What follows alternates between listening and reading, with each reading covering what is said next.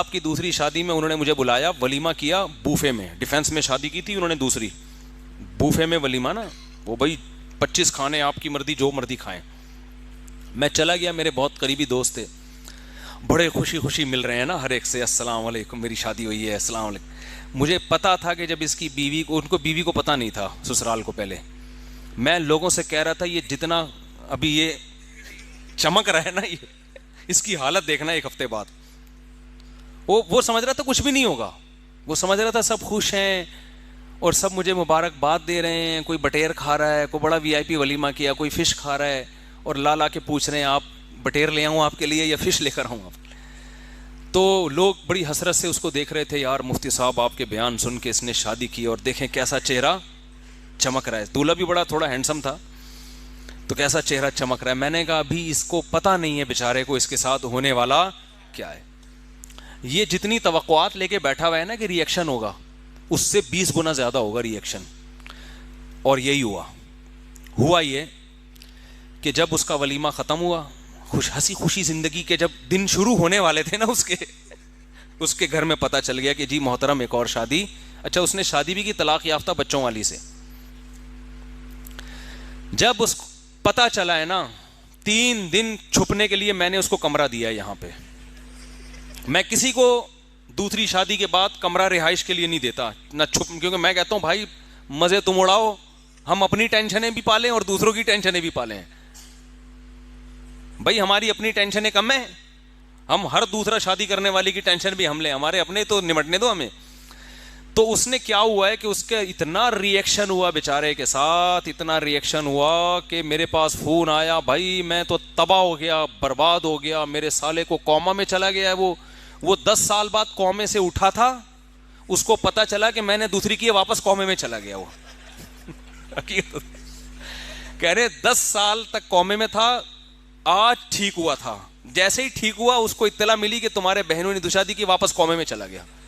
وہ بھی میرے کھاتے میں ڈال دیا کہ تیری وجہ سے کومے میں گیا. وہ سسر صاحب نے جو کچھ ہوتا ہے وہ بتانے کی, کر کے دیکھو تو پتا چلے گا.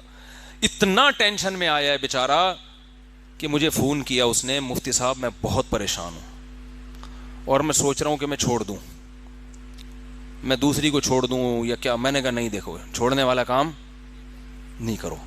اب ہر آدمی اس کو کوئی تسلی دے نہیں رہا, جس کے پاس جائے لوگ اسے کہتے ہیں کہ ہاں میں نے منع نہیں کیا تھا ہماری نہیں سنی نا, یہی ہوگا. تو مجھے اس کا وہ ولیمے کی جو چہرے کی مسکراہٹیں اور نور جو نکل رہا تھا نا وہ یاد آ رہا تھا. اور میں نے کہا میں نے پیشگوئی کی تھی کہ یہ سارے جتنی بتیسیاں دکھا رہے ہیں نا ابھی یہ پتہ چلے گا جب گھر میں پتہ چلے گا اس. بالآخر جب بہت زیادہ بیچارے کی حالت, کیونکہ میری سلام دعا بھی تھی. اچھا ہاں سوری, میں نے اس کو ترغیب نہیں دی تھی دوسری شادی کی, یہ مجھے یاد آیا, میں نے کوئی ترغیب نہیں دی تھی, وہ انہوں نے خود سے کی تھی.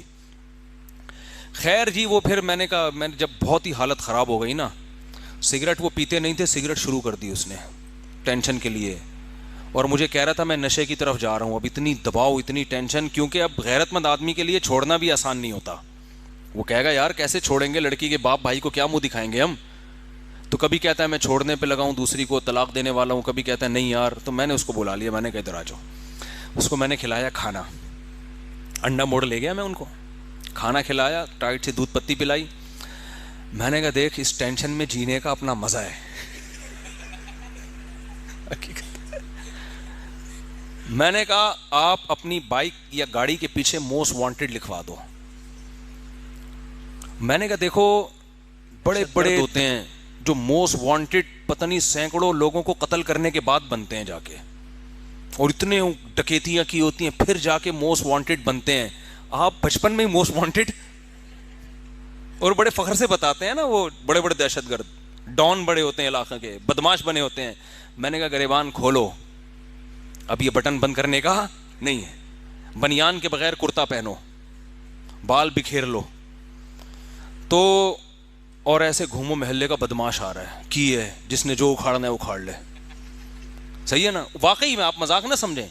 میں نے کہا ایسے گھومو, بال وال بکھیر لو, بٹن بلکہ ٹیڑھے بٹن لگاؤ نا, یہ والا بٹن اتنا تو میں نے نہیں کہا, لیکن آئندہ کوئی کرے گا تو میں کہوں گا یہ والا بٹن یہاں لگا لو, ایک پائنچا ادھر جا رہا ہے, ایک پائنچا نیچے. اور ایسے گھومو بولا جس کے باپ نے جو اکھاڑنا ہے اکھاڑ لے. کیونکہ لوگ پتہ ہے بے غیرتی کے تانے, تجھے چھوٹے چھوٹے بچوں کی حیا نہیں آئی, تجھے اپنی ماں کا خیال نہیں آیا, تجھے اپنے قومے میں اٹھے ہوئے سالے کا خیال نہیں آیا, قومے سے اٹھے ہوئے سالے کا خیال نہیں.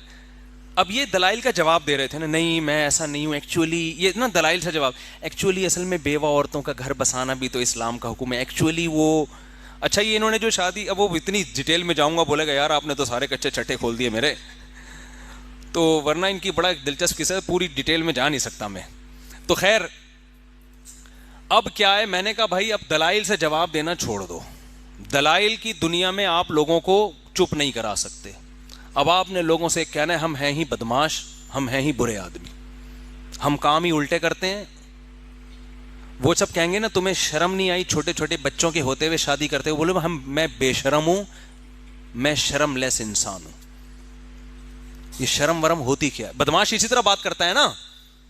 ابے کوئی ڈاکو آیا کہ تمہاری کنپٹی پہ بندوق رکھے اور بول پیسے دے آپ کو, تمہیں شرم نہیں آتی, وہ کیا کہے گا, شرما کے چلا جائے گا واپس. کیا خیال ہے, بولے گا میں نے تیرے سے مشورہ نہیں مانگا, پیسے مانگے ہیں, پیسے دے.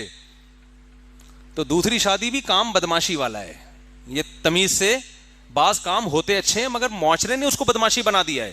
اگر آپ دلائل دینے پہ آ گئے تھی, ایکچولی دیکھیں وہ مفتی صاحب کا میں نے بیان سنا تھا, وہ ایکچولی عورتیں زیادہ ہیں مرد کم ہیں, یہ بیچاری بیوہ کہاں, یہ بیوہ اگر تمہاری بہن ہوتی تو بھی تم اسی طرح ری ایکشن کر رہے ہوتے. دلائل سے بات سمجھ میں اس وقت کم از کم نہیں آئے گی. تو میں نے کہا بھائی اس کا طریقہ یہی ہے کہ آپ گریبان الٹے سیدھے, شلوار کے پینچے یوں, بال بکھیر لو اور ایسے مونچھے وونچھے بڑھا لو اور ایسے بدماشوں کی طرح گھومو, اور جب کوئی کہے یار یہ دیکھو اس بیچارے کو ترس نہیں آیا اپنے چھوٹے چھوٹے بچوں پہ, تو بولو بھائی یہ ترس ورس دل نام کی کوئی چیز میرے سینے میں نہیں ہے. ٹھا ٹھا ٹھا یہ تو زیادہ ہو جائے گی.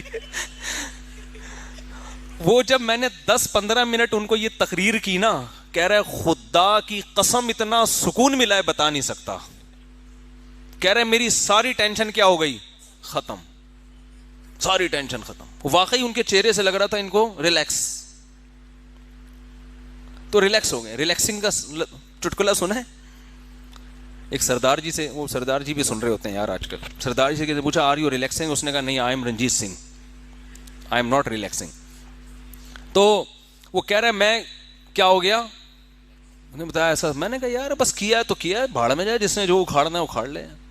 کیا مار دیں گے نا تو مار دیں, شہادت ہورے مل جائیں گے اس کے بدلے میں آخرت میں. تو وہ بڑے پھر بھی گھر نہیں گئے وہ. تو میں نے کہا ابھی فی الحال آپ گھر نہ جائیں, اس لیے کہ جو تھوڑی آپ کو سکون ملا ہے نا الٹی الٹی باتیں کر کے, تو وہ پھر دوبارہ سے وہی. تو میں نے کہا کہ اب آپ ایسا کریں کہ آپ کے سسرال والے بولیں گے آدھا داماد تھا اب آدھے سے بھی گئے. وہ آدھا داماد شیر ہونے پر اتنی تکلیف ہے, تو اب آپ ان کو یہ شو کراؤ پورا داماد مارکیٹ سے کیا ہو گیا ہے شارٹ, نمبر بند کر دو. اب وہ بیچارے فون کر رہے ہیں کہاں گیا کدھر گیا. اب وہ نا ان کو غم, ابے اتنی حالت میں کہیں خودکشی تو نہیں کر لی اس نے, کیونکہ اس کی حالت ایسی ہو گئی تھی کہ لگ رہا تھا یہ مر جائے گا. تو وہ ٹینشن میں بھائی کہاں ہیں.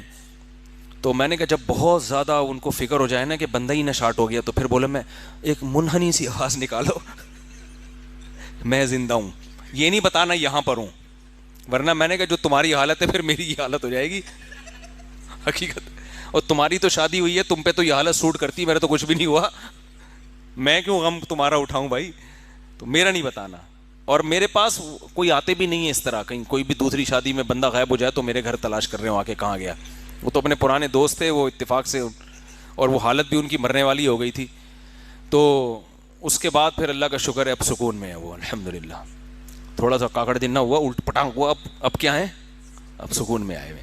تو یہ ہوتا ہے, صحیح ہے نا. تو یہ جو دولہا کے ہار پھوٹ ڈالے جا رہے ہوتے ہیں نا دوسری شادی پہ, تو اس سے آپ حسد کا شکار نہ ہوا کریں کہ ہائے کتنا خوش قسمت ہے, کچھ پتہ نہیں